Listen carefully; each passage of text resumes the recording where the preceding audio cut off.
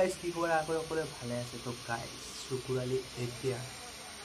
autograph মানে চকুৰালিৰ পৰা এতিয়া অটোগ্ৰাফ ল'ব খুজি আছে মানুহে তথাপিও কেব বেগ সেইবোৰত নহয় নিজৰ জীপ নিজৰ গাড়ীত অটোগ্ৰাফ ল'বলৈ আহিছে তো বহুত ভিৰ হৈ আছে মই আপোনালোকক যোৱা কণ্টেণ্টটো কৈছিলোঁ MLA চাহ খাব আহিছে আৰু এতিয়া আহিছে গাড়ী এখন লৈ মেচিনেৰে অটোগ্ৰাফ ল'বলৈ তো আপোনালোকে চাওক ভিডিঅ'টো কেনেকুৱা পাই প্লিজ কমেণ্টত ক'ব